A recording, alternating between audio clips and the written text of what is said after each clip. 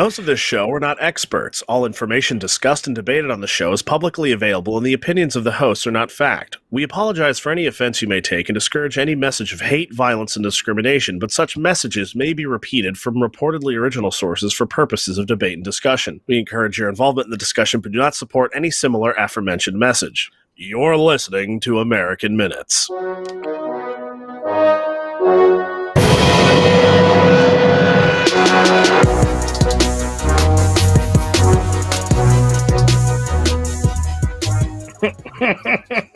All right, Nash. We are officially back on the clock for another edition of the American Minutes podcast on the Ambiguous Podcast Solutions website. Nash, we are live on, I don't even know how many places. Let me do a quick head count. We're live on Twitch.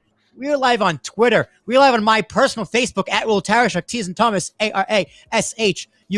We are live on the Ambiguous Podcast Solutions YouTube channel. We are live on the American Minutes Facebook channel, and we are live on the American Minutes YouTube. So many different places. That's 6 places. I don't know if that's a record, but it's definitely a record for us. We have a very crazy, exciting, fun show this week. That was really hard to do, honestly. It took me hours upon hours upon hours longer than it usually does to put this show together. Thanks, Dr. Fauci. Nash, how you doing, my friend? I'm great. Yeah, this story was a bit of a minefield. Definitely some very opinionated sides. Yeah, pretty much. It was a mess. So our stories this week are Fauci's emails, mainly covering the lab leak, which was the big takeaway from the emails, at least in my opinion, from researching in the videos I watched. But then, masks were also a thing. Him being silenced by Trump was also a thing. And then the White House and Fauci just defended himself, and like the CNN defended him, the MSNBC defended him, BuzzFeed to an extent kind of defended him, like Bloomberg defended him, factcheck.org defended him. So all of these like news sites just weren't reporting. They just kind of skipped over like where he lied in the emails and just how much tomfoolery was just in this. And even like when it kind of told the truth, they like misconstrued it to a point where like, well, we'll get into it. It's a big hot mess. We will. And from there, we're going to go into Joe Manchin and how he vows to block the filibuster, thus ending Joe Biden's presidency, essentially, at least until the midterms or the second term, or who knows what. But it's a mess right now. And Nash, I think this is exactly what we expected, and really expected nothing less. Yeah, no, pretty predictable. It's fun as I shudder in fear. Yeah, we all shudder. We all float down here. But Nash, before we get into that, we have some quick bits. We got some hot minute reports, ladies and gentlemen. So, coming from NPR, on Friday, federal judge Benitez threw out a ban on many semi-automatic rifles, including the AR-15 that has been present in California for almost 30 years, ruling that it violates the Second Amendment. Big takeaway from this is it probably won't last. The circuit courts will probably say, no, it's illegal. But the main thing Benitez made, his whole argument is pretty much based on, specifically for the AR-15, it's not a unique weapon, and it's not a weapon widely used for shootings. It's hardly ever used. So it's very... They say AR-15 style weapons, because whatever that means. Yeah, and so it's sort of like there's no reason to ban it. I think he literally said it's like the Ford F-150 of guns, and they sell more AR-15s than they do Ford F-150s. So it's like, to make it illegal doesn't really make sense because it genuinely isn't causing problems. People don't use it for mass shootings. People don't use it for shootings. Most people have it for home defense. And they pretty much use it as such. So that's kind of the takeaway for that. More in the world of guns from CNN. Gun sales have surged over the last year. In part, well, probably mostly from the pandemic. sort of. I would probably say. And the one reason that the CNN made a lot of reasons that I think were all true. You've got a wider variety of gun owners from different backgrounds, a lot more people of color buying guns than normal or Hmm. registering for firearms. Clearly the pandemic. They brought up the riots was a possible factor, but they never mentioned how defund the police was a factor. They said not trusting the police was a factor, but they never mentioned defunding the police being a factor. Which, I mean, all that's true. That they're right that people not trusting the police is a big reason that a lot of people own a gun, but it's another reason for people that were sort of on the edge of buying a gun. Defunding it now is I'm 100% going to buy a gun because the police aren't going to be there, Yeah, if I and can't like call the that. cops to save me, who's gonna save me? Guess I'm saving myself. No, Which exactly. isn't necessarily a You were bad thing, saying. right? Like I guess getting a gun for that reason. Like, listen, someone's got to do it. I'd rather protect myself than rely on the police to protect me. Um, No, like especially here in Tennessee, it's like a lot of the gun owners that I know, it would take the police, 15, 20 minutes to get to their house since they called. So it just makes more sense that they own a gun because if somebody, invades their house, they can't wait that long for the police. yeah, as opposed to Hoboken, New Jersey, it probably. I here's the thing. Like, I don't know because the police precinct is all the way down, all the way downtown. I'm uptown, but I mean, I'm sure there's cops patrolling regularly, but they can't get into my building unless they're buzzed in. You know what I mean? So like, it could theoretically take just as long. And I'm on a top floor. They got to walk up 5 flights of stairs. And they're cops. They're like donuts. Who knows what could happen?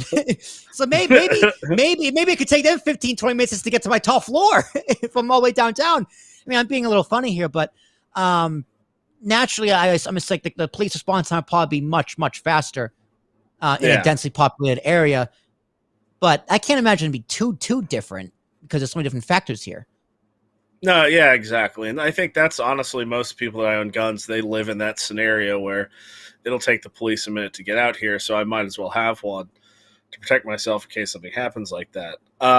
They also didn't mention how ammunition itself has skyrocketed in sales, and during the pandemic, it was almost impossible to find 9mm ammo, which is a very common round. Which I think is important because that doesn't mean people aren't just interested in getting a gun. It's people that have guns are assuming something is going to happen where they're going to need that. Right. That's anticipating active use. Moving on from the world of guns, from Business Insider, AOC's grandmother refused more than $100,000 after a right-wing journalist set up a GoFundMe to help repair her home after Hurricane Maria had devastated Puerto Rico. The same journalist accused AOC of virtue signaling in her tweet, and that's sort of why the GoFundMe was started. Bit of a big story, kind of. It's pretty hilarious. Pretty much AOC tweeted that Trump had caused Puerto Rico to not receive funding after the hurricane, and her house still hadn't been repaired because of the lack of funding. And a lot of people kind of destroyed AOC for that just because AOC gets paid a lot of money. She had bought a new Tesla like the week this story broke. Of And course. so Naturally. yeah, and she's got like I think like two apartments in New York, so it's like people are kind of tearing her apart, saying like, well, why didn't you help your grandmother when you're single, at home, like living by yourself, you've got nothing else to sort of pay for. Like you don't have kids or anybody else like that, so why can't you help repair her house? But the interesting thing, the point made by the guy, I'm forgetting the name of the guy that did it, the right wing journalist. So they denied all the money. So GoFundMe is giving all the money back to people that donated. But he made a good point by saying, like, listen, if the situation was really that bad, why couldn't you have given that money to like her neighbors or her grandmother? Like what's the real circumstance here? Like, is her grandmother not really in those conditions, or is she just willing to let her grandmother live like that? Yeah, like why wouldn't you get her a plane ticket to come live with you, or somebody? It's like yeah, okay. Trump kind of abandoned the whole country, the whole country territory, with the funding. Fine, okay. You abandoned your grandmother. Like you still abandoned her. If she's still in those Yeah, conditions, and you're blaming Trump, yeah, it's like, do you take yeah. no account? Oh, she's a Democrat. Sorry, they don't take accountability. Well, I mean, there's a lot of controversy over Trump stopping the funding because the reason he stopped it was because of the corruption in Puerto Rico, where they would give them the money, but they wouldn't actually allocate it to Right. people who needed it. So that was like the Sounds whole like taxation. reasoning. Yeah, that was the whole reason that the funding stopped happening. Um, and it's just kind of funny to see somebody sort of do that same exact thing to their family. Yeah. It's not funny. It's pretty horrific if you think about it. I was gonna say funny Nash. Jeez, little Ha aggressive. ha, kind of funny. A bit No, yeah, ironic. it's not If you will. ha ha. Yeah, it's not ha ha funny. I mean, very few things these days are ha ha funny. Like Dr. Fauci. Dr. Fauci is borderline ha ha funny, but it's also borderline ha ha. You're going to jail, son. Yeah. Oh, Lord. It's borderline. You're in trouble. So, Fauci emails also being called Faucigate because after Watergate, every scandal has to have the word "gate" in it. Yeah, no, that's Right? true. Yeah. Apparently, it has Yeah. to. Yep. So the trove of emails was obtained by the Washington Post and BuzzFeed News, of all people. BuzzFeed. Shout out to BuzzFeed. Through the Freedom of Information Act, which allows journalists to request internal government correspondence. Now, these emails covered the period of January to June of 2020. This was a hard search. Like I said, mentioned earlier, it was just a hard story to research for me. I really had to dig and dig and dig to find some good information. I did get it from independent sources, and I did use their sources as well. So my main source really was so last week I touted Crystal and Sagar from Rising on the Hill. But literally the day after our video came out, they announced that they left Rising. They left the Hill. Both of them did. So they started going independent. And their new show is called Breaking Points. They're on YouTube. They have a podcast. Same format, different look. They're just not bound by corporate overlords anymore. They're completely independent on their own. So congratulations to them. Good for them. And that's my main source of news. From there, I got an article from the Wall Street Journal, which did a good job covering this. They mentioned National Geographic at a National Geographic interview that Fauci did last year, which counteracts the timing of the emails. So he said one thing in the emails, and then a few months later, he accepted the exact opposite publicly. And the Washington Examiner also did a really good job covering the story, as well as, Nash, I think you put in Vanity Fair link. I did put in Vanity Fair. They did a pretty in-depth coverage on a lot of what was happening with the actual Wuhan lab, like the former director of the CDC they interviewed. It was very in depth, which I think was funny coming from Vanity Fair for sort of the topic material, where they were, I think honestly, they were one of the best reporting sources on this topic, trying to understand what happened with COVID in light of these emails. Mm-hmm. Which it's like you really wouldn't expect it from like BuzzFeed and Vanity Fair to be like some of the top like reporting on this story. Yeah, seriously. Okay. So a big takeaway, again, like I mentioned earlier, was the lab leak hypothesis, which Nash and I have been covering a lot on this podcast, and check the archives. And also, all the sources to our links are in our description. Again, my Facebook, Will Tarish, Teason Thomas, ARASHUK, American Minutes, Facebook @American_Minutes, YouTube, American Minutes podcast, as well as YouTube, Ambiguous Podcast Solutions. We are live on all those places. All the links to our stories are in those descriptions. If you're listening afterwards, go watch the video. Please give it a like, share, subscribe, all that good stuff. So, on January 31st, 2020, shortly after COVID-19 genome had been decoded, Christian Andersen, the virologist leader, emailed Dr. Fauci that there are, quote, unusual features in the virus. These took up only a small percentage of the genome, so that, quote, one has to look really closely at all sequences to see that some of these features, in parentheses, potentially look engineered. So, Christian Andersen was the lead virologist of this team, I guess, called the Five. The Five virologists. It's not capitalized, so I don't know what they were called. But led the team, and he emailed Fauci in January of 2020 saying, hey, this thing going on in China, it looks engineered. He went on, Mr. Andersen went on to note that he and his team, quote, all find the genome inconsistent with expectations from evolutionary theory. It isn't clear exactly what he meant by this striking phrase, but anything inconsistent with an evolutionary origin has to be man-made. So this is back in January, before COVID-19 was even like in American press, right? Like it was being covered at that point, kind of as like, hey, this weird flu thing is happening in China, but no crazy things of a global pandemic, no lockdowns, like nothing. So this is like early stages of the pandemic. And he's saying it's possibly man-made. Wow. Yeah. Very early on, people were saying that.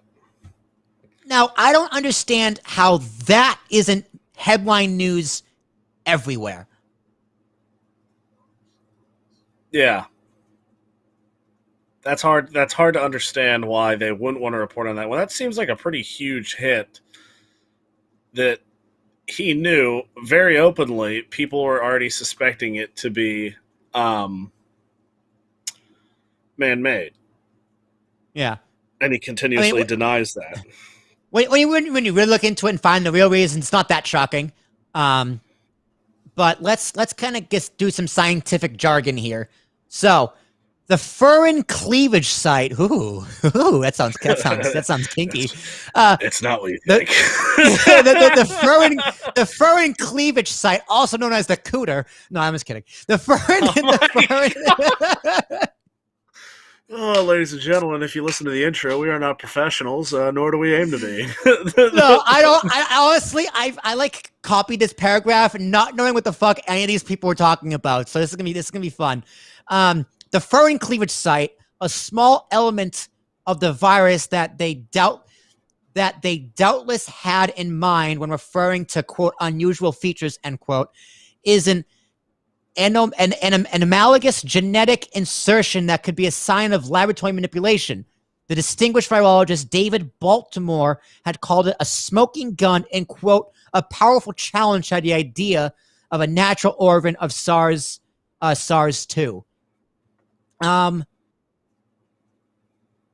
So basically, the science mumbo jumbo. They had this piece, and they're like, "Hey, you have to make this piece," and they're like, "Huh, I think somebody made this piece." So then, January 31st, 2020, email from Mr. Anderson showed that Dr. Fauci knew from the beginning that experts had serious suspicions about the virus's origins. Now, to be clear, Nash, this does not confirm the lab leak hypothesis. Nothing we say here confirms the hypothesis. This brings further evidence supporting the hypothesis. That's very clear to note. Yeah. I'm glad you did. Yeah, and if anyone watching wants to challenge, just comment down below, please. So... Now, however, Nash, so, you know, this Mr. Anderson, I'm going to call him Neo. I'm just kidding. Christian Andersen and his team and Dr. Baltimore, you know, they Sorry, this sounds like a play. Like what? Mr. Anderson and Dr. Baltimore. Hey, Yeah, keep going. Mr. Anderson, come over here and meet David Baltimore. It's like it's that scene in Forrest Gump. We got Cleveland from Detroit. Yeah. Like, I forgot where Tex is from. Like, I forgot in Texas. Well, shoot, I can't remember where Texas is from. So these doctors, right? These virologists did this research, forwarded off to Dr. Fauci. Now they seem like the good guys here, right? like, hey, I'm a doctor. I have this information. You might want to use this. Right? They did what they were supposed to do, and Fauci didn't do the right thing, right? Well, however, the same team that privately said this most likely came from a lab publicly said that the lab leak theory was highly unlikely. The Anderson team, in its letter, discusses how the virus could have been acquired the fur and cleavage site naturally.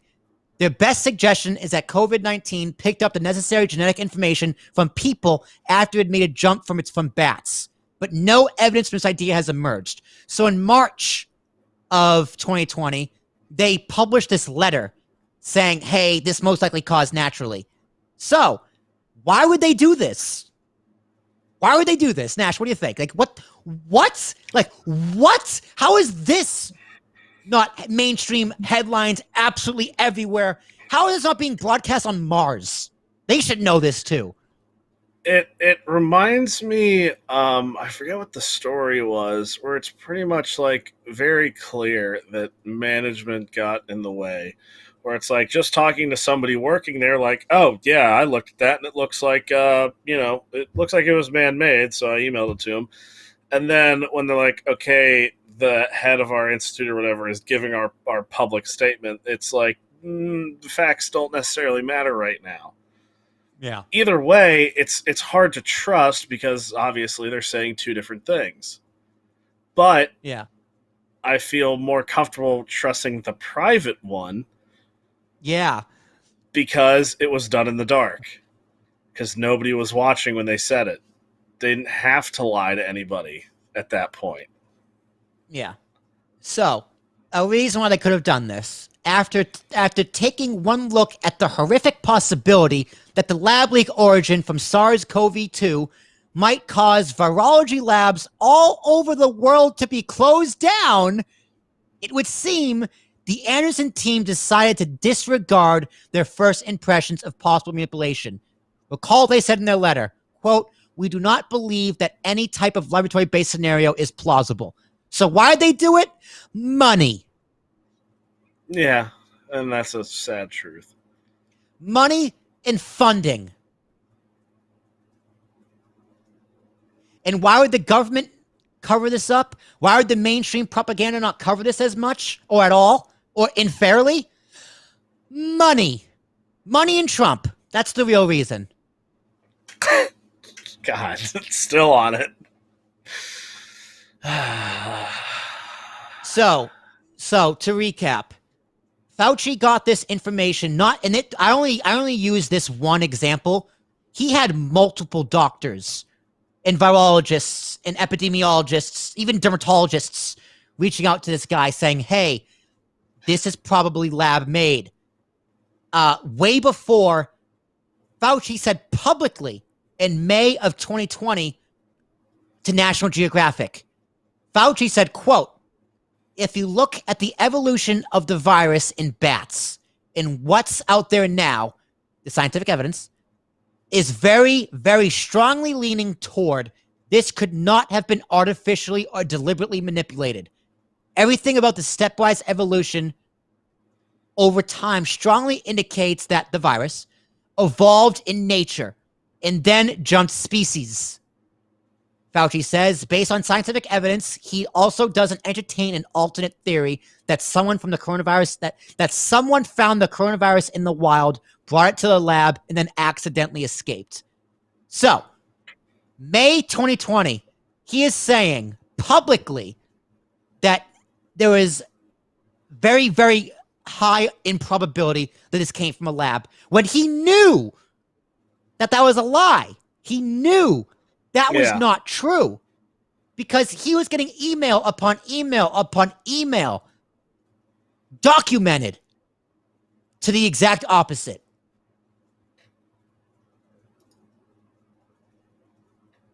Which is, oh God. Oh God. It's utterly atrocious, really, because it's just like a blatant lie. And now we have a path of lies, even with a lot of this information being redacted Yeah. from Yeah. the A emails. lot of it's a lot of it's fucking redacted. Yeah. And look.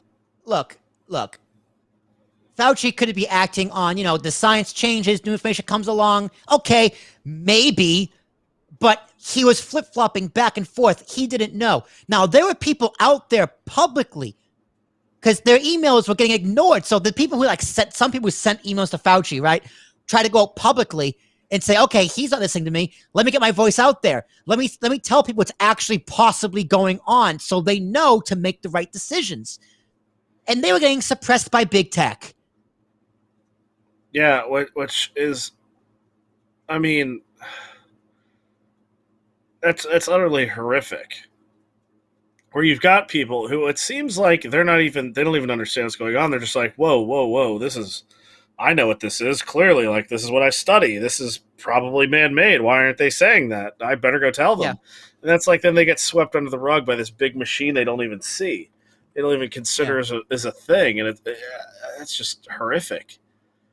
Yeah. When the guardians of information just don't care. They don't care.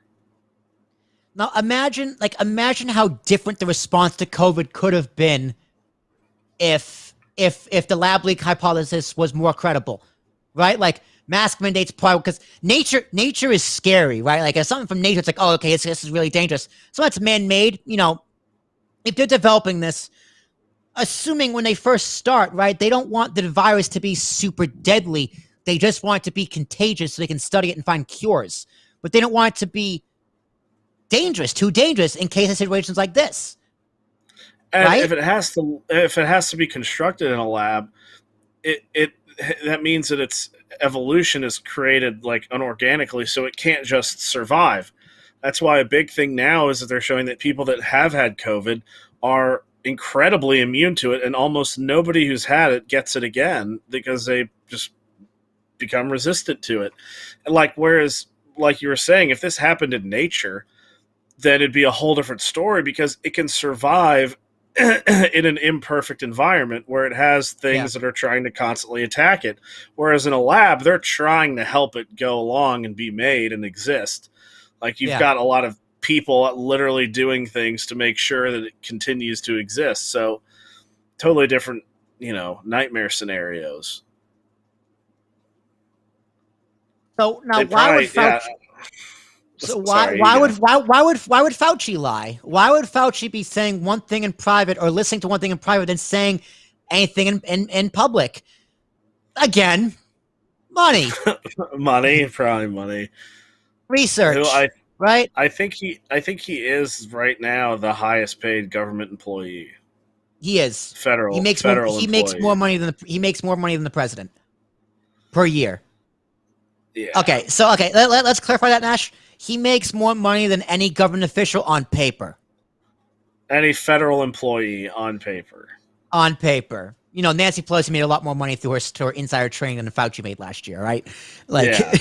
Donald Trump made a lot more money through his shady deals as president than Dr. Fauci did. But salary, straight flat salary, Fauci's the highest paid public servant in the world.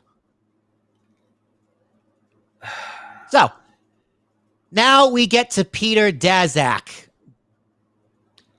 a key figure in coronavirus research at a Wuhan laboratory, personally thanked Dr. Fauci for downplaying the likelihood that COVID-19 originated from a lab.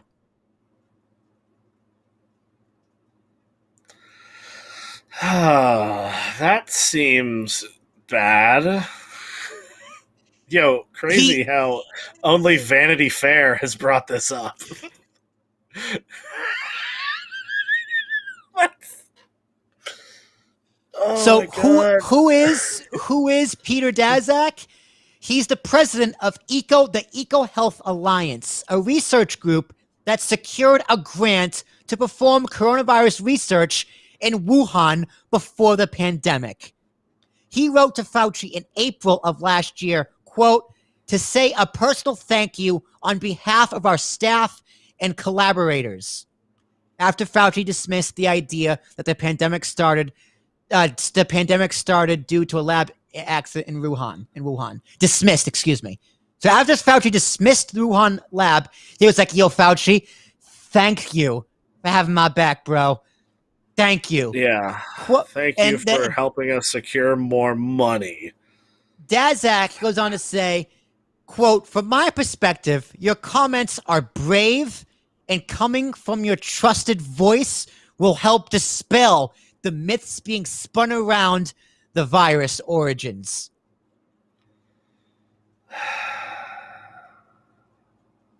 Oh, and Daszak also sent $3.4 million in grant money to the National Institute of Health to the Wuhan lab between 2014 and 2019. That's who this fucking guy is. That's why Fauci lied for guys like this. And I believe, if I'm not mistaken, it could be another guy that they brought up, but he, in the Vanity Fair article, I think goes over this, where he essentially encouraged 27 virologists around the world to sign a piece of paper saying that it probably wasn't made in a lab.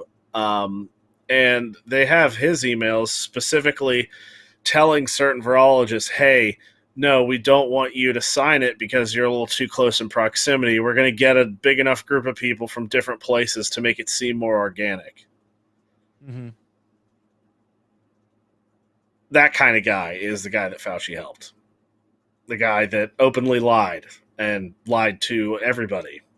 So I think you mentioned the same guy now, Nash. As the pandemic was just beginning, Daszak orchestrated a letter from several scientists that rejected the idea of the lab accident based on little evidence. And he did not disclose his conflict of interest when signing the letter. The letter ultimately informed a significant amount of media coverage over the lab leak theory. They lied.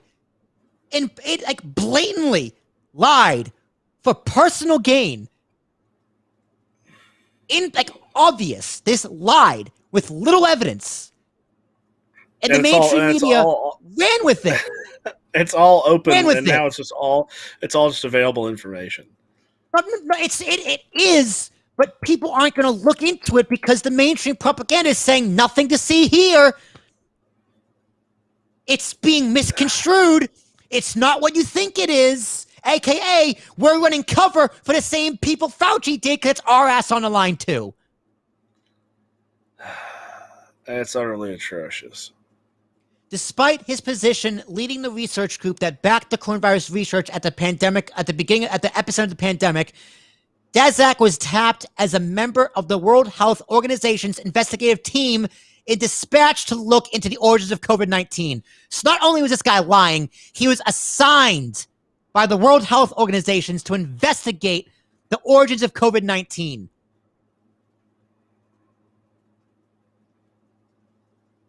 God, that's just horrific. I bet his report was totally unbiased because he had nothing to lose there. 100 unbiased. He didn't have any money to lose. He didn't have his career to lose. He didn't have a possible jail sentence looming over his head. So, he was totally honest with the origins of COVID-19. Now, Daszak admitted during a 60 Minutes interview in this past March, that he and the rest of the World Health Organization team had taken Chinese officials at their word during the investigation. Oh! Did you now? So what you mean to tell me is you didn't investigate. You just asked a question and then went. You sound like CNN. You sound like Brian Stelter. Oh, yeah, just publishing a Chuck Schumer's press release without asking any questions or pushback. I'm just going to take the fucking Chinese at their word about the origins of a COVID pandemic that killed like 3 million people. Oh yeah, and they I think they were the ones that, because the Chinese government was saying that what happened, that a miner or something in a certain province of China had gotten it from like bat dung in this cave, and that's where it came from. And they tried to go there to investigate, and Chinese officials prevented them from going to the cave. Yeah, yeah. And the American So officials who did their own independent research funded the research. They funded the yeah, Wuhan research on the COVID-19. So now Biden did say, remember this, Biden? Poor kids are just as bright and just as talented as white kids. That Joe Biden.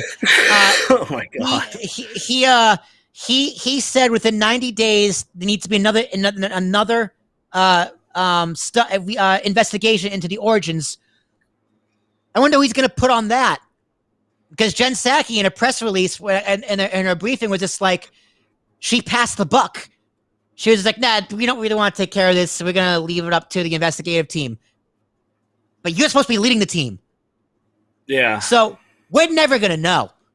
I have no confidence in Joe Biden. Again, this Joe Biden. Poor kids are just as bright and just as talented as white kids. That Joe Biden.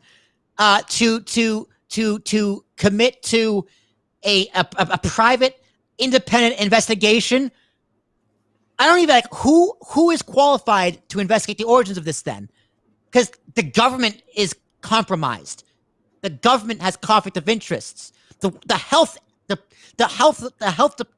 department, CDC, World Health Organization, Dr. Fauci, they're all compromised. They're all corrupt. Who can do a free and fair investigation, Nash? I have no Brett Weinstein. How about him? I have no Former idea. CDC head Redfield, Dr. Redfield.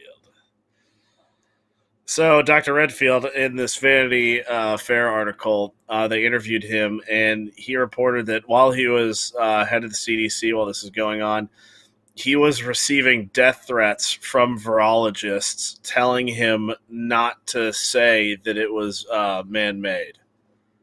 Mm-hmm. So, and it's all essentially, because what happens is if it gets proven that, yes, this came from a lab, they shut down all the labs across the world, and that's really, they all work off of government funding. And so that's essentially what they're preventing, is there this global conglomerate that doesn't want these labs closed, which is very scary to think about, that they would go so far as to just let people die and blatantly lie to people about public health like that, when it's straight up their job to make sure that doesn't happen, but they're not really concerned. It's like people that they didn't join medicine for the whole, helping people part of the pledge they have to take. Yeah. It's like that. This is literally like the beginning of so many problems, and all those problems are all interconnected, because this is honestly a branch off of the censorship issue and the deplatforming issue and the Ministry of Truth issue, because you can't trust anybody from the establishment.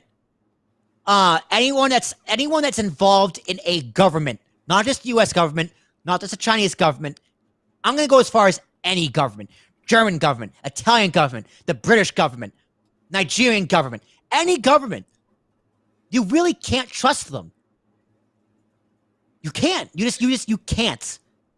I mean, I would specifically say these organizations that are backed by them, it's happening almost all the time, where these organizations that only exist off of government funding, is they're doing everything to survive. And this one has literally killed people, millions of people.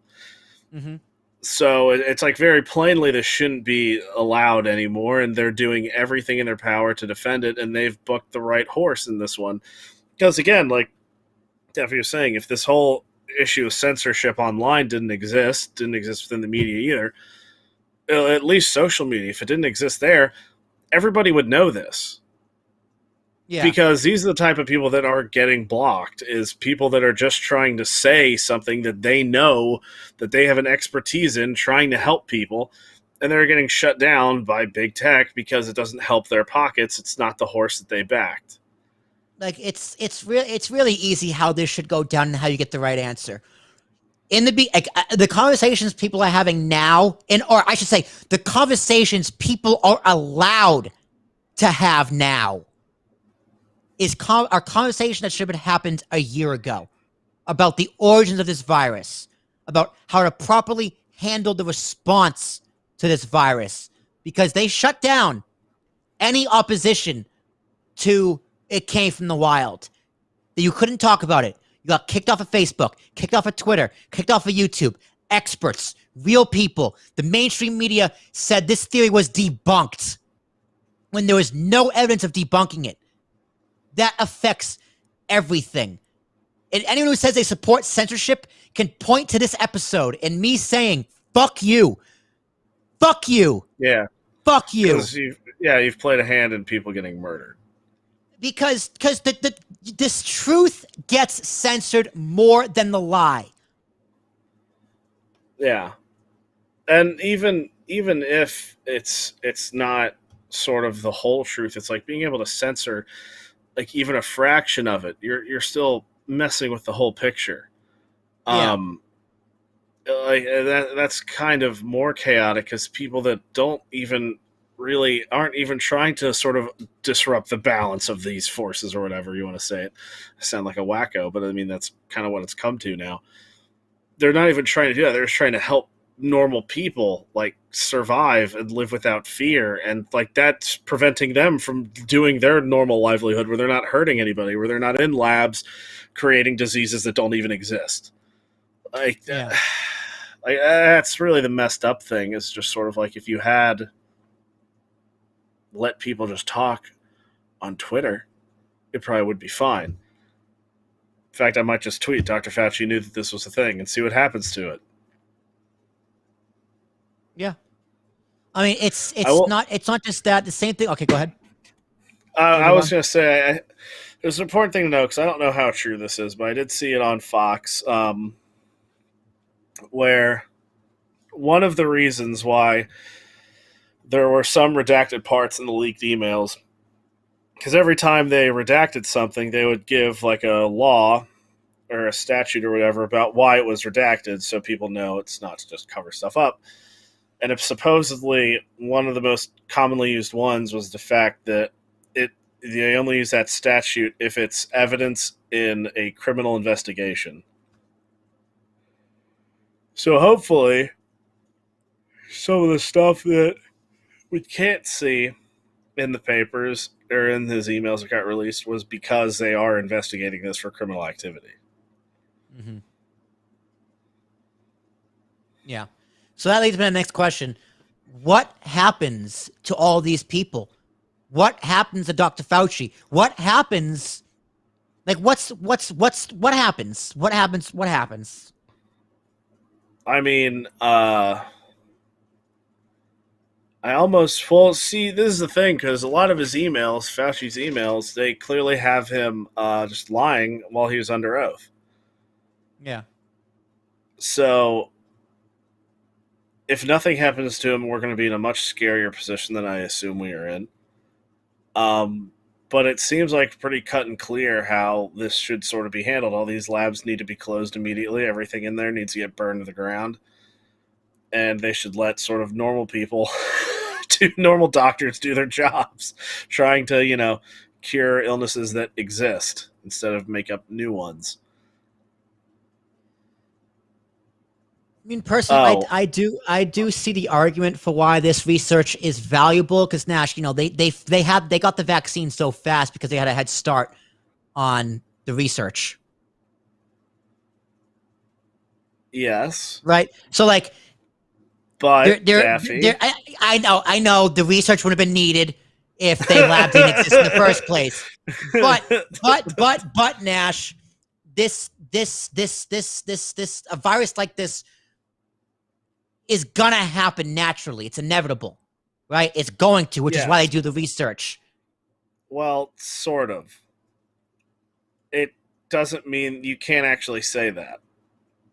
You don't actually know if it will exist. You can't say something will exist if it doesn't exist yet. You just don't. You Yeah. don't know. So the vast majority of scientists disagree with gain of function research. Like 80% of them disagree with gain of function because it is more harmful. The chances of harm are exponentially larger than the potential gain. Because you could spend all your time making this new flu shot and you create a new strain of flu. And guess what? That flu never comes into existence. Yeah. And it's not better safe than sorry. It's not, because this is what happens when it gets out of hand. People literally die. And see, that was the thing. If people had known that, oh, okay, this was made in the lab, most people won't be that affected by it, and once they get infected, there's little to no chance that they'll ever get it again. What would have happened is all the healthy people would have just gotten it, inoculated with it immediately, and then we all would have been fine. We all would have gone about our day. We wouldn't have put a bunch of old people in nursing homes and forced them to get it and die. Yeah. Yeah. You're right. I do 100% agree with you. Like, masks Oh themselves. yeah, You know, I mean, Fauci flip flop on masks, continues to flip flop on masks consistently. Um, in February 2020, in a February 2020 email, Fauci told a former Health and Human Services official, quote, "Masks are really for infected people to prevent them from spreading infection to people who are not infected, rather than protecting uninfected people from acquiring infection." Which, that's something you said, Nash, in the way beginning. That's a direct quote yeah. from you. Yeah. That was something I knew about. Like a lot of people in China, they wear masks, When they're sick. particularly particularly adults, just because they don't have enough vaccines for something like the flu or SARS, and so they wear the mask to make sure that their kids don't get sick. Yeah. Like Fauci said it multiple times in February and early March, healthy people should not be wearing masks. Because Yeah. they essentially don't do anything. No, they don't. You have to wear a special type of mask if you want to do something, and The you have N95 to. masks. Yeah. Yeah, He goes on, you so can't Fauci goes have. on to say, in the email, quote, "The typical mask you buy in a drugstore is not really effective in keeping out viruses. A virus which is small enough to pass through the material. It might, however, provide some slight benefit and keep out gross droplets or someone caught or sneezes on you. I do not recommend that you wear a mask, particularly since you are at a very low risk location." Now, I know people, channels, YouTube channels, people on social media who have said that exact same thing last June, and they got a strike, a guideline strike. Yeah. See, that's really the issue with all of this stuff, is where if people just had the freedom to say all their thoughts, it looks like we all would have actually been fine. And now it's sort of like, oh, if you're a no masker, you're a crazy person. It's like, well, I don't know. I've had to wear masks for jobs that I've had, so I know why you have to wear them. Yeah.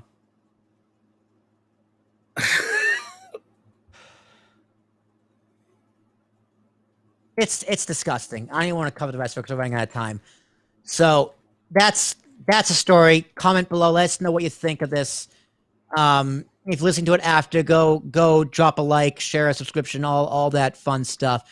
But this is Get just us kicked this off. is this is disgusting. I am so disgusted. I am grossed out. I hate everything about this. Yeah. It's utterly atrocious. And what's even worse is that people have the audacity, like, I'm talking mainly about major news outlets now, to like sort of not bring it up. And me and Daffy aren't, I don't think geniuses. I don't even consider us journalists, to be honest. I don't No, consider we're myself a not. I journalist. wouldn't. I definitely wouldn't. We get information from other journalists. We just read it. We just read a lot of journalists, and so for us to be able to know it, I feel like people that get paid to do this should do a better job of that. like a headline from CNBC was like, I'm paraphrasing here. It was like Fauci's emails reveal how little scientists actually knew about the COVID pandemic early on. It's just like, what? No. No. What? Yeah, no, no. it's the exact opposite. Here, I fixed the headline for you. Scientists knew, we lied. Yeah, the worst one I read, again, I'm paraphrasing as well, was a CNN article that was something like, emails reveal the tremendous pressure Fauci was under.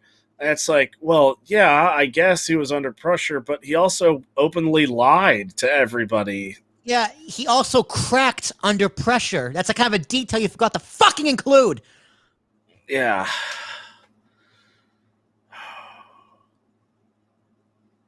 And this is why independent journalism is so important. People like Crystal and Sagar. Crystal and Do they Sagar. ever say their name? Yeah, she says it. She says it every single day. Sagar. It's Sagar. I'm just dumb. Okay, I'm bad with names. People like Kyle Klinsky. People like Jimmy Dore. Fuck it, dude. I'll even say people like Ben Shapiro. People like Steven Crowder. Even though they're wrong a lot, they're still important. People like Alex Jones, who nowadays is wrong almost all the time, but back in his day, like 15 years ago, he was right about a lot of things. People like Jordan Peterson, right? People like a Joe Rogan. People like a Weinstein. People like a Jocko Willink. People like a who is that other U.S. Navy SEAL Rogan always has on? Mike Baker, right? People like that are super important because they don't have a corporate overlord telling them what to say, what they can and can't say. They're so important. They're so important. But you have to take them with a grain of salt, too. Yeah, because, I mean, that's one thing, is they're one person. If they can have their own individual biases and not, but typically those people are very open about them. Like that's the thing, is they'll be very open about where their tendencies lie, what they like, what they don't like. Like even John Stossel, which I love. I think he's the greatest reporter in history.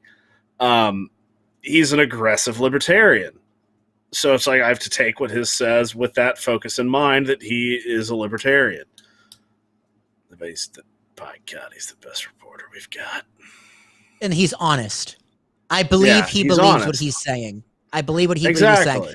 I believe Kyle Klinsky believes what he's saying. I don't believe Tucker Carlson believes what he's saying. I kind of believe he believes. I don't believe Rachel Maddow believes what she's saying. If they do, they're sick, or they just like. Yeah. Oh no. No, most definitely. Because there are some things that are just like. That is so aggressively.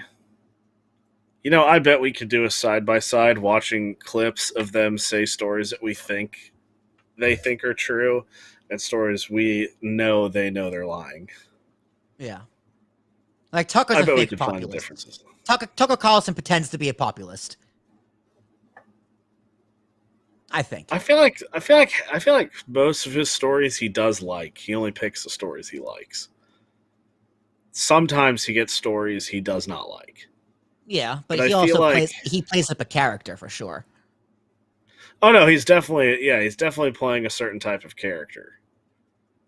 A man of the people, when I think he's got a lot of money to be a man of the people. Yeah, he's not a man of the people. He likes to pretend he is. Yeah, right, I mean, if you actually go back, okay. I forgot we were doing other stuff. All right. Yeah, let's move on. Let's move on to Joe Manchin being more powerful than the president. Joe Manchin vows to block the filibuster, like reform. So he wrote an op-ed with the West Virginia Gazette. So the Gazette, the good old Gazette, good old reliable Gazette. So Joe Manchin, who is I'm gonna start calling Joe Manchin a self-identified Democrat, because he's not a Democrat. Like, can we stop calling him a Democrat? Like he voted in support of like Trump. Like whenever it was a Senate vote, he voted in favor of Republicans and Trump 60% of the time. between 50 and 60% of the time, which to my math makes him a Republican. No, he just, likes Republican federal policy. Yeah, but he ran as a Democrat, so he's not a Democrat. Well, he's not a Democrat. He could like Democratic, local policy. I don't know.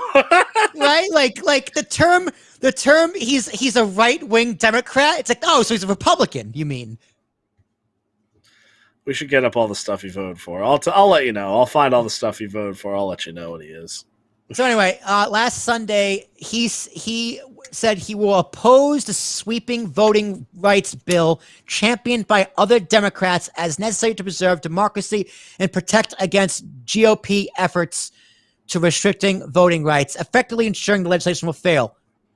Quote, this is a quote from his op-ed, "The right to vote is fundamental to our American democracy, and protecting the right should not be about party or politics.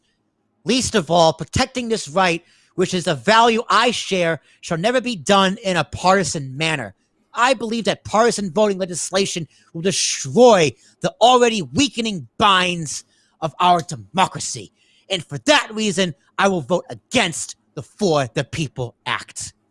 He continued adding that he will, quote, "not vote to weaken or eliminate the filibuster," which also extensively defending the 60 vote requirement for the legislation to be passed.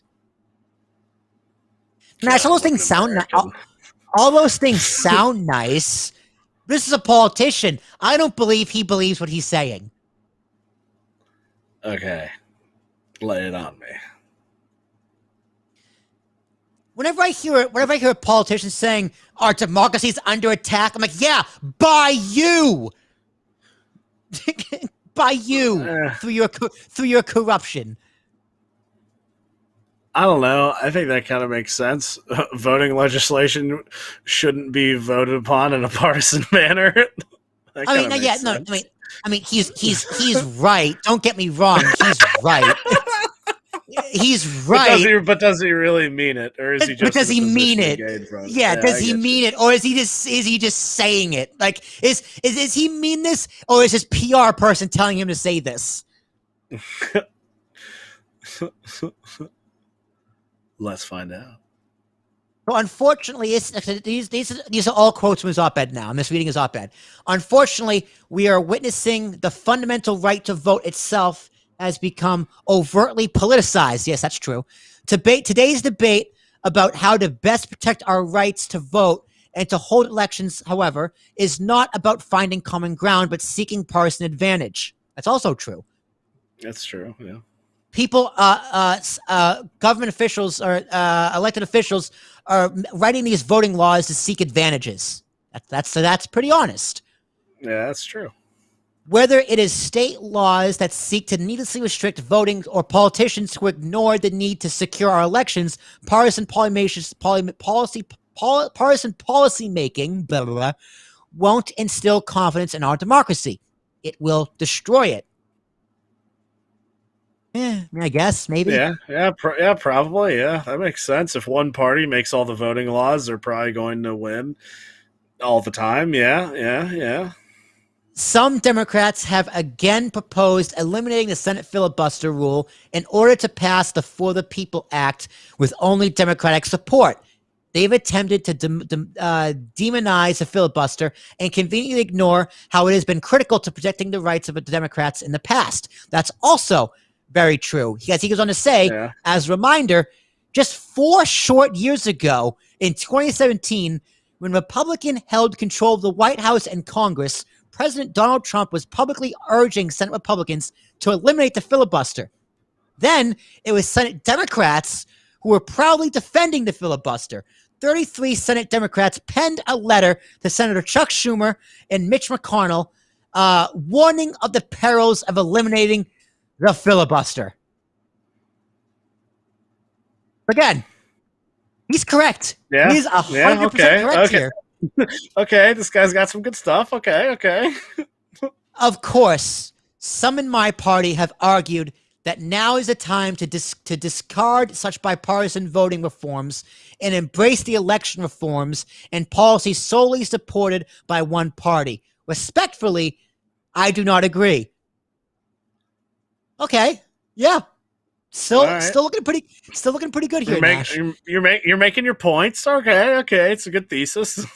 I believe that partisan voting legislation will destroy the already weakening binds in our democracy, and for that reason, I will vote against the Florida People's Act. Furthermore, I will not vote to weaken or eliminate the filibuster. For as long as I have the privilege of being a U.S. Senator, I will fight to represent the people of West Virginia and seek partisan compromises, no matter how difficult and develop the political bonds and end divisions, to help unite the country we love. Blah, blah, blah, blah, blah, blah, blah, blah, blah.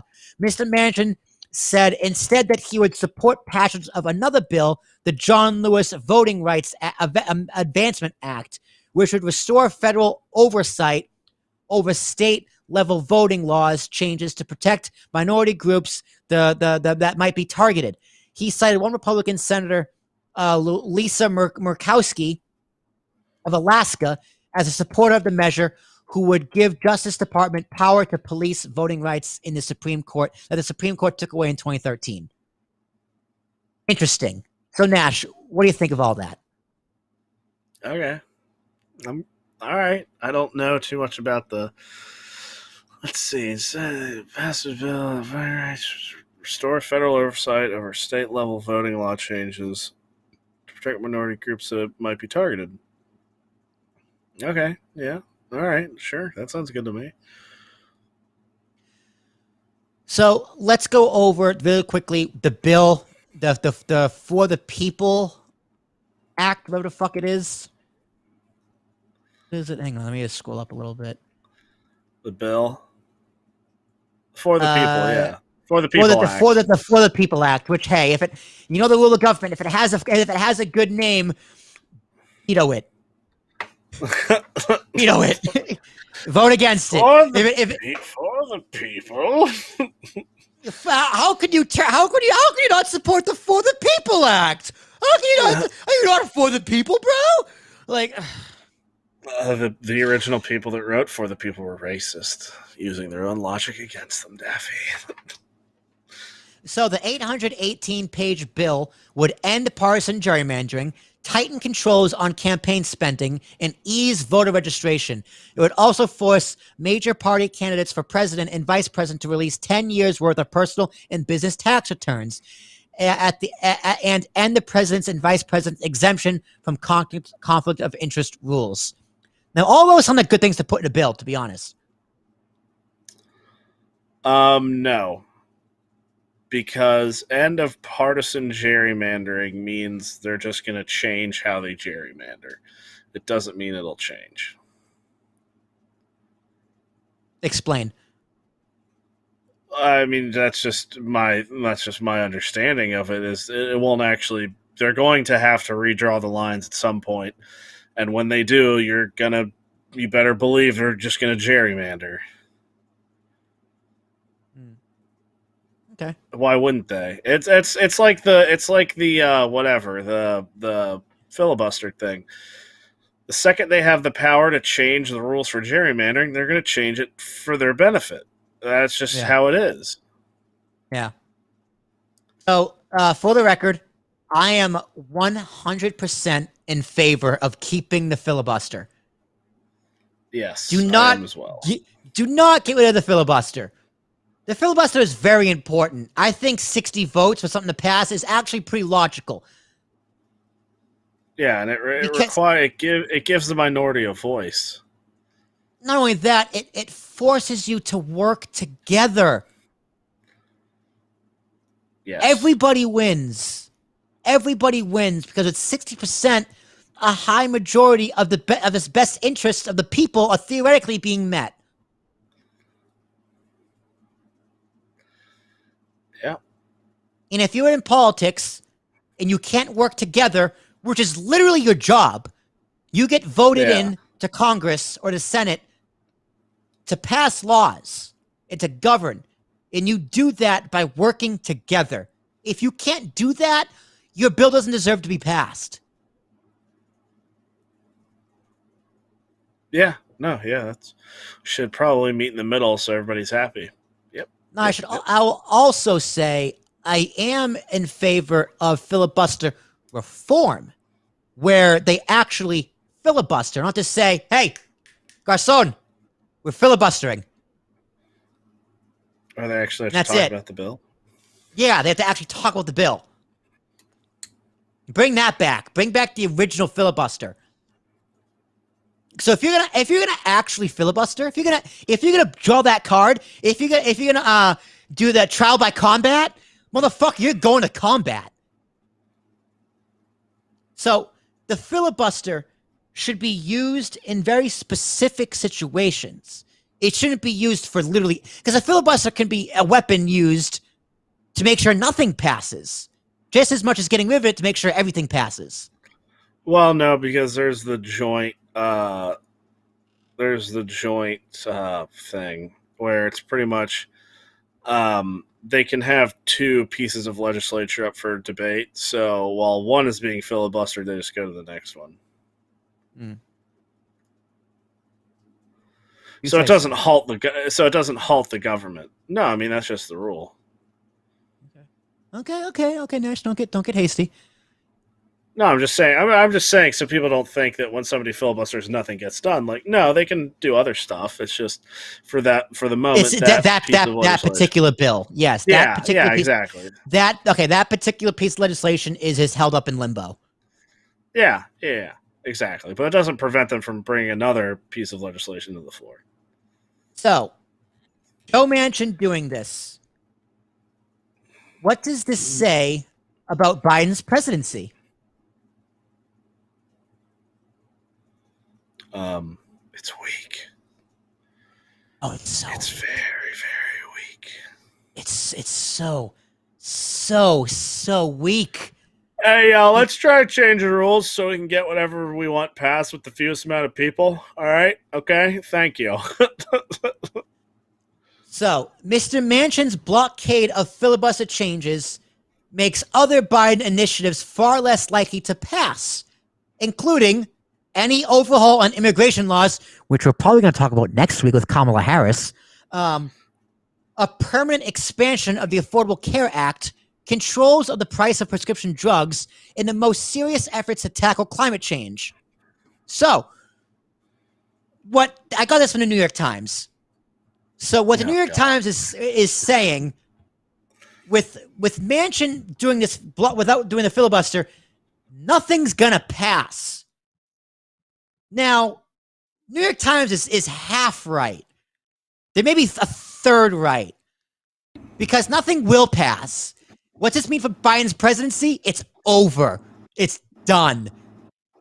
Nothing major is going to pass. If it does, it's going to be a Republican policy. Yeah. If it does, Republicans are going to write it. No, you managed to piss off everybody. Like, that's just the reality of it. Like, the border is a great example just because we're going to fix the border. What does that mean, Joe? Because you did nothing. There are still kids in cages, aren't there? Like, what does this mean for Joe Biden's presidency? It means he's going to sit on his hands, use this as an excuse for why he couldn't get anything done. And when he runs again for the midterms, or if he runs in 2024, or if, God forbid, Kamala Harris runs in 2024, these are the two things that Joe Biden or Kamala Harris is going to run on. He's going to run on, actually, three things. He's going to run on the COVID relief and the vaccine, which, yes, he has done tremendous. All right, give the man his credit. Also, give that credit to Trump as well. All right, give both of them credit for how the vaccine rollout and how the end of this pandemic came into be and reopening things. He's going to run on that, which goddamn he should. He's going to run why? Because he didn't do that. That was local government that did that.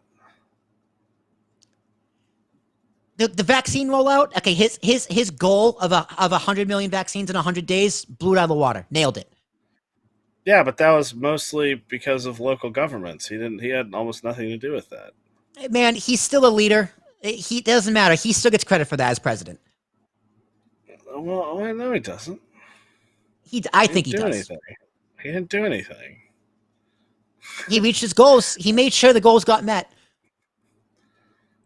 Yeah, but Did he no, did he provide didn't. them did he provide them more resources? Did he provide them more funding? Did he provide them with anything? He might have, but I don't think that I wouldn't say he did it. I'd say he did anything. It was like Trump already had them making the. They're already making the vaccine.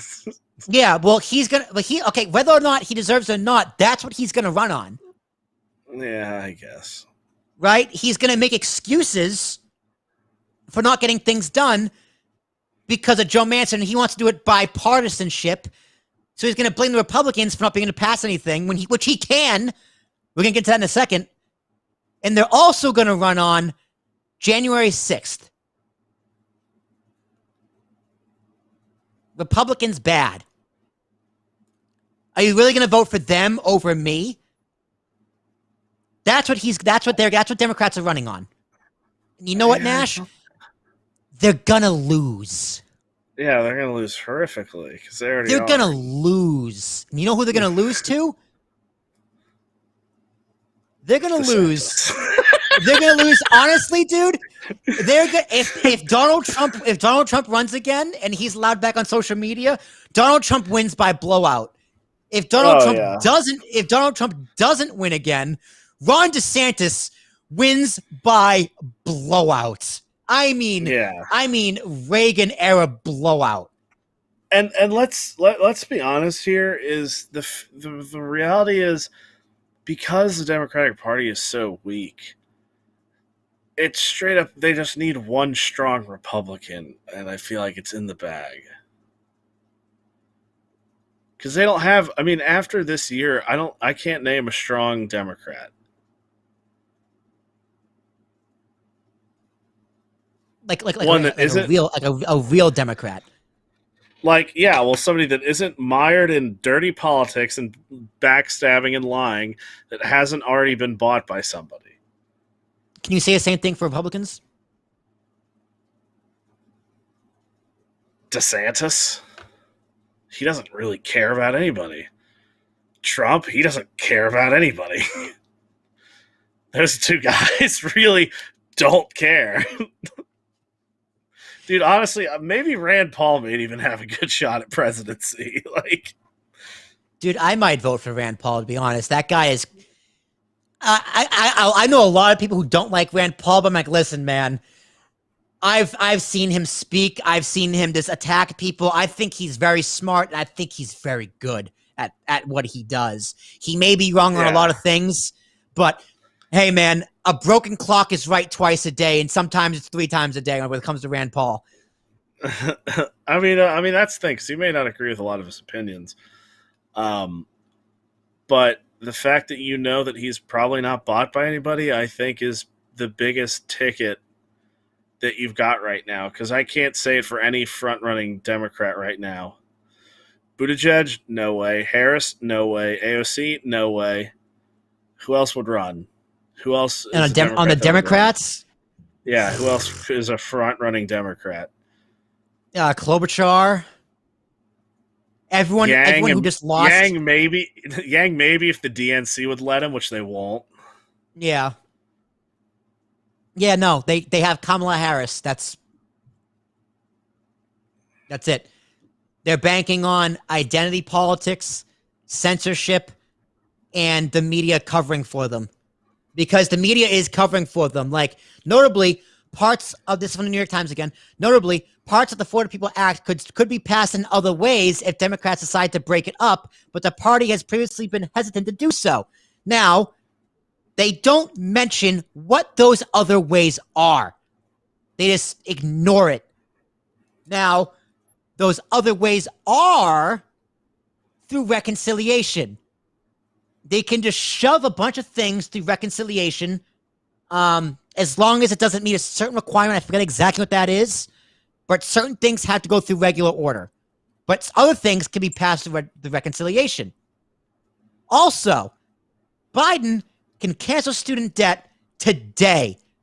Biden can make marijuana off the Schedule 1 substance list today. He can make marijuana legal federally today. Man, Biden could be like, listen, Biden could be like, listen, Manchin, we have the numbers. What do you want? Play politics. Force him to side with you, or threaten to primary someone against him and make sure he's out of politics forever. Joe Biden, all he has to do is put pressure on him a little bit. He's the fucking president. Make or break him. I don't think he's a strong enough president. He's too weak. They're all too weak. No, but why doesn't he do that? Because he doesn't want to. Because he agrees with Joe Manchin. Because Joe Biden is a Republican.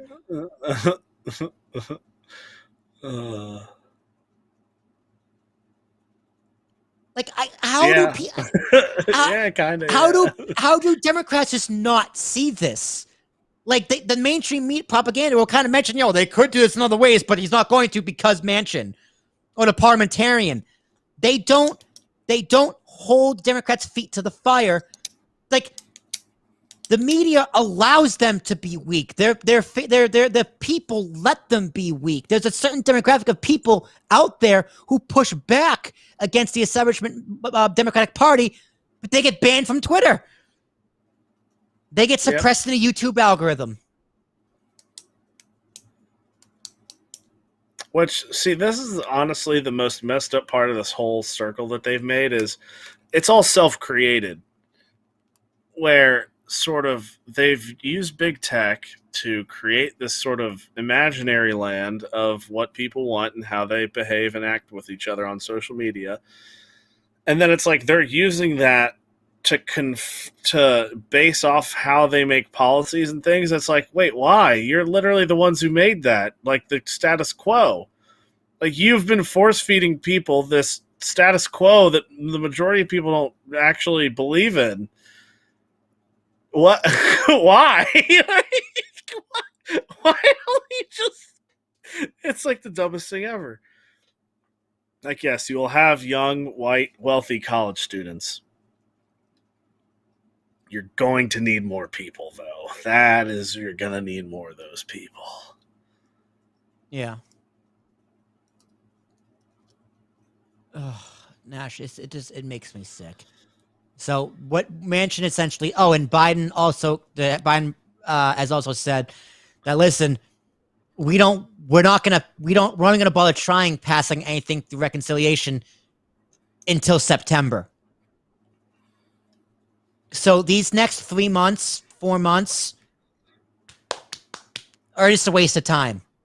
Because nothing's going to happen. Nothing's going to pass. And they're not even going to try. Are they waiting for him to die? Like, what is... Poor kids are just as bright and just as talented as white kids.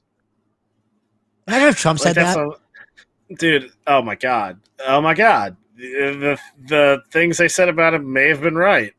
If he had said that. Dude, see, that's the crazy thing, is they don't have a quote of Trump literally being racist.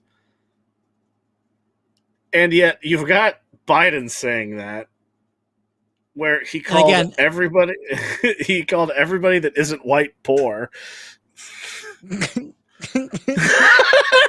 So, and dude, like, the media did like, they did cover this, and they covered that by cover it, I mean, in their article they said he misspoke and immediately took it back afterwards. And if you watch the clip, he doesn't. Yeah, it continues on. And they just touched my leg hair. Like, what? Dude, what? I can't get over that. It's like Joe Biden's presidency is just like, I want to get things done through bipartisanship, or I'm just not going to do it. And he expects his base to go, yes, that's what we want. No, they don't. People want policy. Your base wants policy. Whether I agree with that policy or not doesn't matter. What matters is your base wants that policy. Your base wants a public option. Your base wants Medicare for all. Your base wants legalized weed. Your base wants a $15 minimum wage. Your base wants potentially UBI. And you're just not going to do it? And you expect to win? Yeah, it's a bad strategy, Daffy. It's a bad strat. I'd take to the But chalkboard with that one. What I'm worried about, dude, is I really hope things don't get bad enough where he has to legalize weed or get rid of college debt. Because can you imagine how bad things would have to be for him to do that? Like, we're things doing so bad. We got to get some positive points out there. Like, Jesus. things are pretty close to that bad though, Nash. Well, I mean, here's the thing. Cuomo had to lie about killing 15,000 people to legalize gambling, like, And weed. and weed. So, like, that's how bad things get. So, for the president, it's probably got to be like 3 million people. He's got to lie about killing 3 million people or something that bad. I don't know, dude. I don't know, Nash. Any final thoughts before we wrap up? Um, no, I mean, I guess really the big thing to keep in mind is just how sort of self-caused this is, because Biden ran on this whole healing America thing, but it's like every other Democrat does the exact opposite of that. So of course you're not going to have partisan, or you're not going to have bipartisan resolutions. It's saying one thing and doing another. Just that's all it is, really. Yeah. Yeah. I mean, listen, the Republican. You can also critique the Republicans. Like, listen, Republicans, you got to stop being. You got to stop vetoing everything that has a D in it, no matter what. Like, they will vote against something, no matter what's in it. The cure for cancer could be in a bill, and Republicans will vote against it because the Democrat came up with it.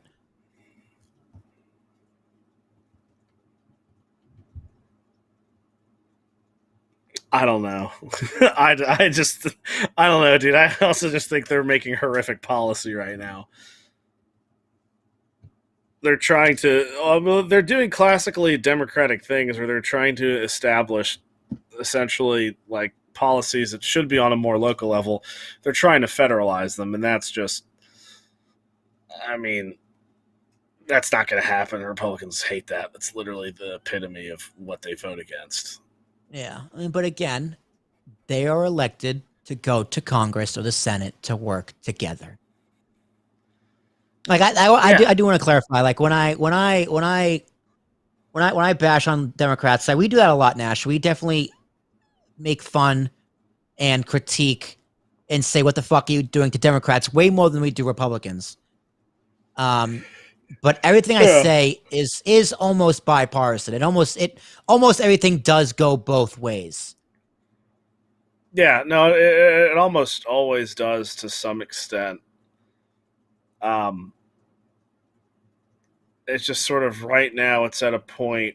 I think what mainly I'm coming from is the fact that the whole big tech thing with Trump, where they made him try to seem like a crazy person when in reality he was telling the truth the whole time. So it's like all those people are still in power, and that's pretty. I wouldn't trust a single thing they did. That's just kind of my 2 cents. Like, take this for the people thing. Like, if you had it where it was probably more securing, voting rights and stuff like that, if it wasn't just making it easier, you'd get Republicans on it. Yeah, maybe. But they don't. They don't care about what Republicans think, and they're trying to force things down their throat, and they're just not about it.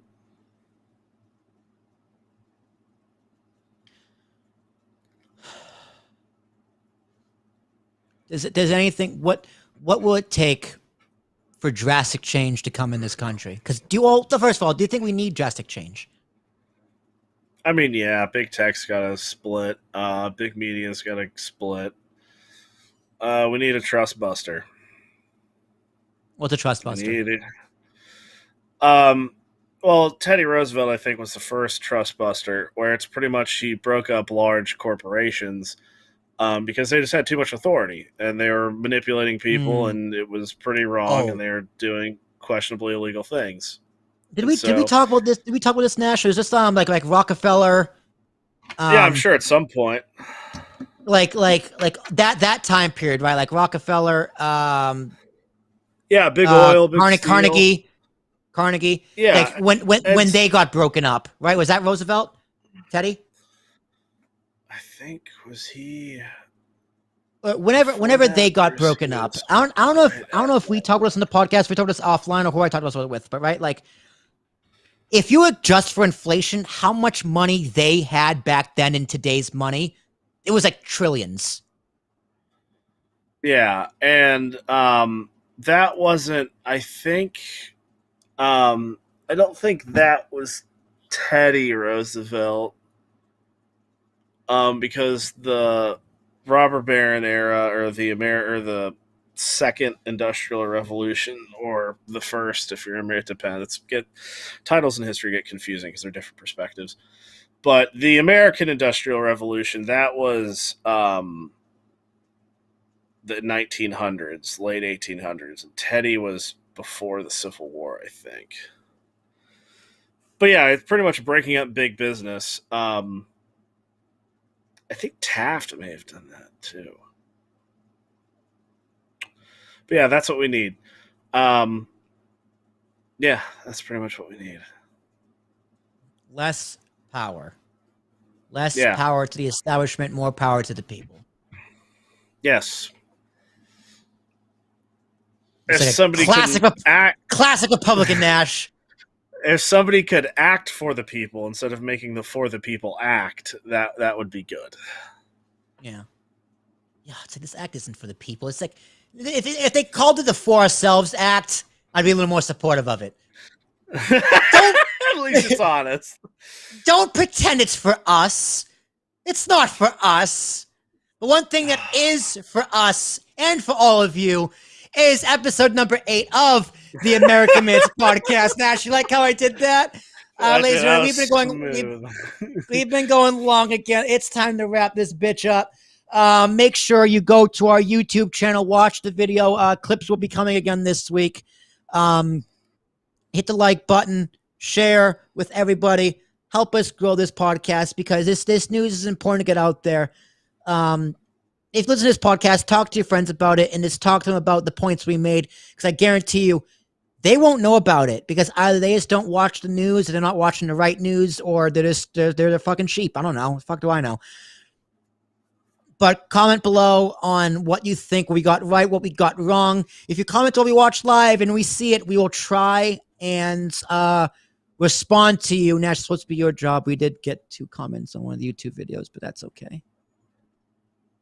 Oh, I don't watch YouTube.